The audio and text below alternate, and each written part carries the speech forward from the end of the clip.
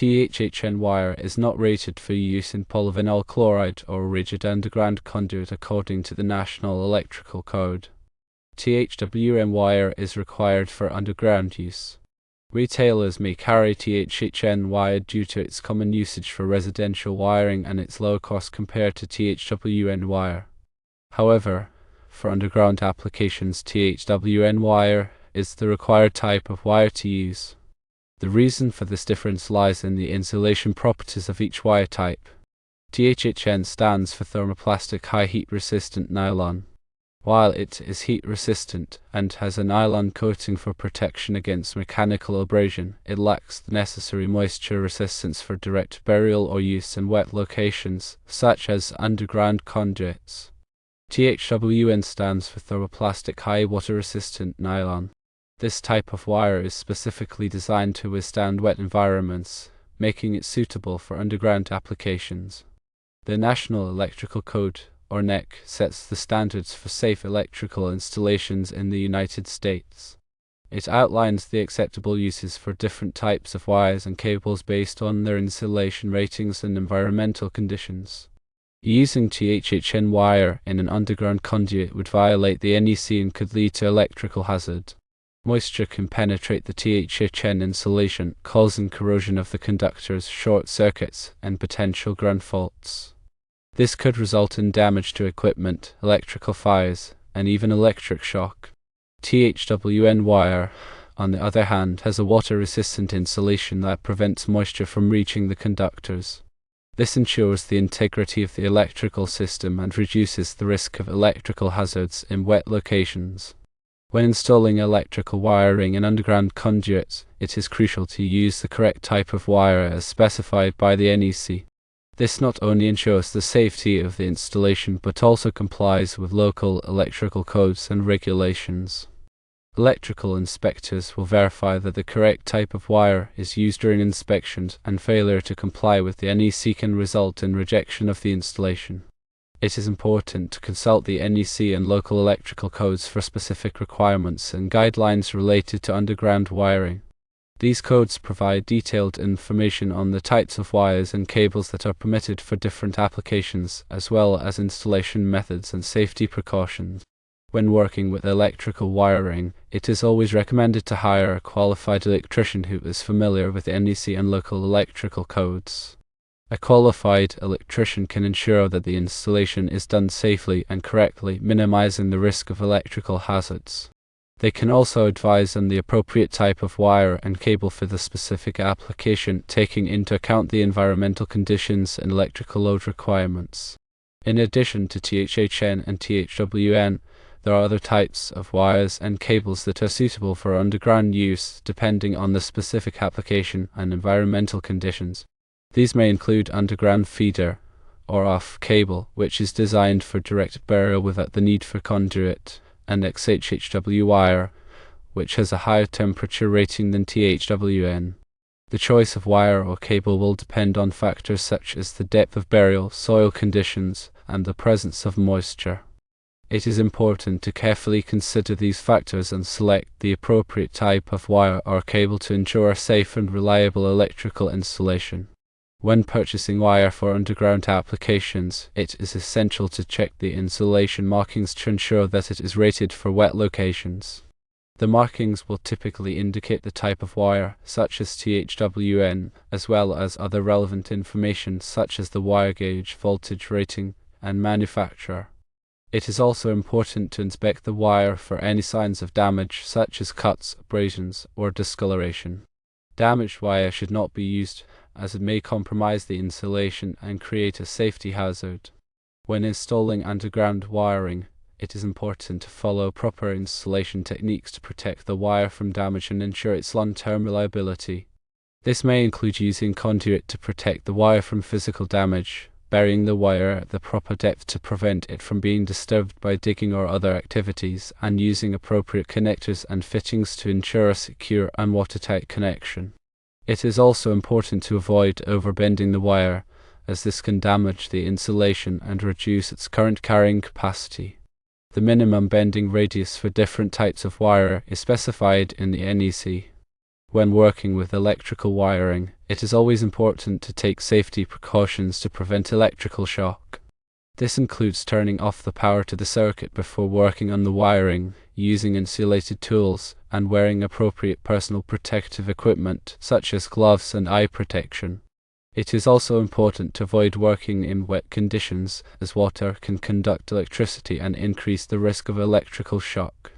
If you are not comfortable working with electrical wiring, it is best to hire a qualified electrician to do the job.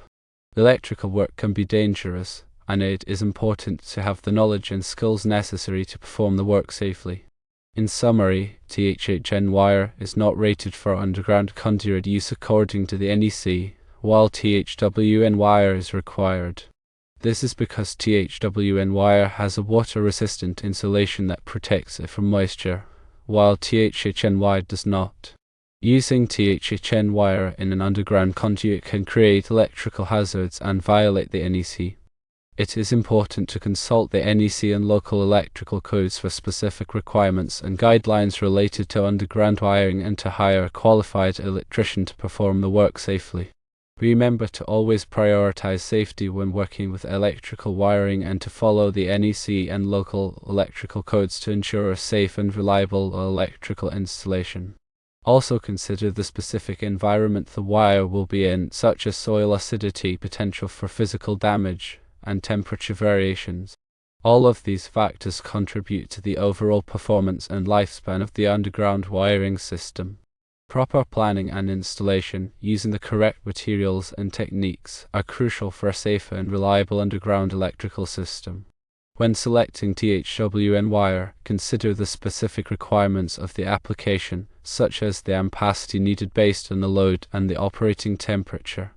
The NEC provides tables that specify the allowable ampacities for different wire sizes and insulation types under various conditions. Make sure to choose a wire size that can safely handle the expected current load to prevent overheating and potential fire hazards. Furthermore, ensure that all connections and splices are properly made and insulated using approved methods and materials.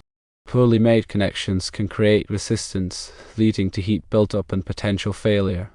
Use appropriate connectors and terminals that are rated for the wire size and type being used, and follow the manufacturer's instructions for installation. Regularly inspect the underground wiring system for any signs of damage or deterioration. Look for things like exposed conductors, cracked or damaged insulation, and corroded connections. If any issues are found, address them promptly to prevent further damage and potential hazards. Consider using a ground fault circuit interrupter, or GFCI, for circuits that supply power to outdoor equipment or devices. A GFCI can detect ground faults and quickly shut off the power to prevent electric shock. This is particularly important in wet or damp environments where the risk of electric shock is higher. When installing underground wiring, make sure to comply with all applicable regulations and codes, including those related to trenching, backfilling, and marking. Follow the recommended burial depths and clearances to protect the wiring from physical damage and ensure its long-term reliability. In addition to THWN, there are other types of wires and cables that are specifically designed for underground use, such as direct burial cables. These cables are constructed with a rugged outer jacket that provides additional protection against moisture, abrasion, and other environmental factors. Consider using direct burial cables in situations where the wiring will be exposed to harsh conditions or where it is difficult to install conduit. When working with underground wiring, always be aware of the potential for underground utilities, such as gas lines, water pipes, and communication cables. Before digging, contact the local utility companies to have them mark the locations of their underground facilities. This will help prevent accidental damage to these utilities and ensure the safety of yourself and others. Remember that electrical work can be dangerous, and it is always best to consult with a qualified electrician if you have any questions or concerns. A qualified electrician can assess the specific requirements of your project and provide expert advice on the proper materials, techniques, and safety precautions to use. By following these guidelines and taking the necessary precautions, you can ensure that your underground wiring system is safe, reliable, and compliant with all applicable regulations and codes. It's also worth noting that advancements in wiring technology continue to emerge. For example, some manufacturers offer THWN-2 wire, which provides even greater heat and moisture resistance compared to standard THWN wire. THWN-2 wire is often a suitable choice for demanding applications where the wiring will be exposed to extreme temperatures or wet conditions. Be sure to stay up to date on the latest wiring technologies and code requirements to ensure that you are using the best possible materials and techniques for your project. In addition to the type of wire, the size of the wire is also an important consideration for underground wiring installations. The size of the wire is determined by the amount of current it needs to carry, as well as the length of the run. The NEC provides tables that specify the allowable ampacities for different wire sizes under various conditions. Make sure to choose a wire size that is large enough to safely handle the expected current load, while also accounting for voltage drop over the length of the run. Voltage drop can occur when the wire is too small, causing the voltage at the end of the run to be lower than the voltage at the source. This can affect the performance of electrical equipment and appliances. To minimize voltage drop, use a larger wire size or shorten the length of the run. Another important consideration for underground wiring is the type of conduit used to protect the wires. Conduit provides a physical barrier to protect the wires from damage, as well as a pathway for running the wires. There are several different types of conduit available, each with its own advantages and disadvantages. Some common types of conduit include rigid metal conduit, or RMC, intermediate metal conduit, or IMC, electrical metallic tubing, or IMT, and polyvinyl chloride conduit, or PVC. RMC and IMC are both made of steel and provide excellent protection against physical damage. EMT is a thinner-walled steel conduit that is typically used for indoor applications. PVC conduit is made of plastic and is lightweight, corrosion-resistant, and easy to install. The choice of conduit will depend on the specific requirements of the application, as well as the local codes and regulations. In some cases, direct burial cables may be used without conduit, but this is typically only allowed for certain types of cables that are specifically designed for direct burial. When installing conduit, make sure to use the proper fittings and connectors to ensure a secure and watertight connection. The fittings and connectors should be compatible with the type of conduit being used and should be installed according to the manufacturer's instructions. It's also important to properly support the conduit to prevent it from sagging or bending. The NEC provides guidelines for supporting conduit at various intervals. In addition to the type of wire and conduit, the grounding system is another critical component of an underground wiring installation. The grounding system provides a path for fault current to flow back to the source, which helps to protect against electrical shock and equipment damage. The grounding system should be installed in accordance with the NEC and should be regularly inspected to ensure that it is functioning properly.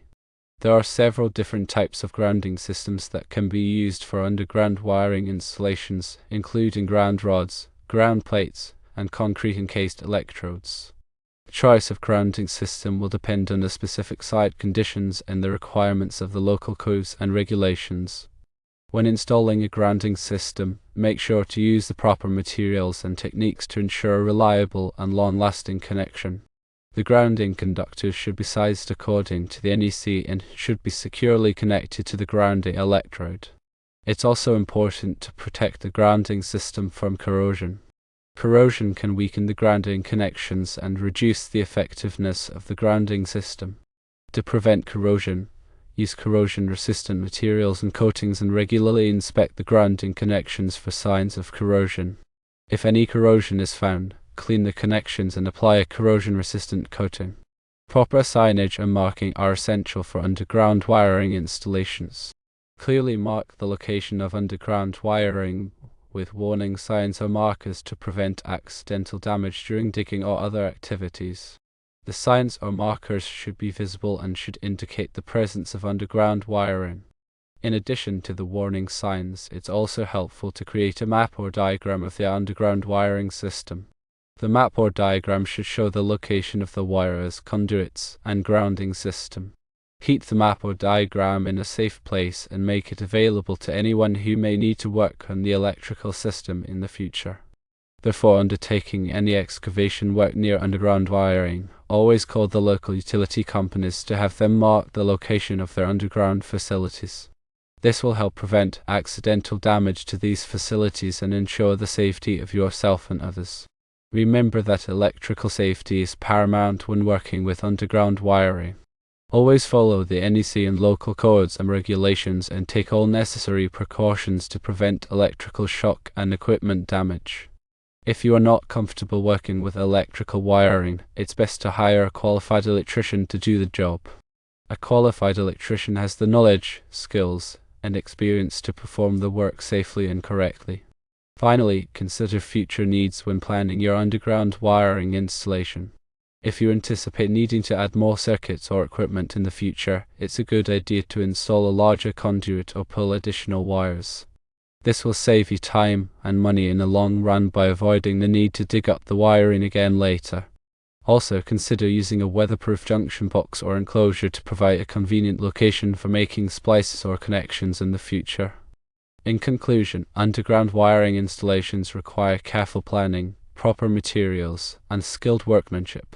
By following the NEC and local codes and regulations and taking all necessary precautions, you can ensure a safe and reliable electrical system that will serve your needs for years to come.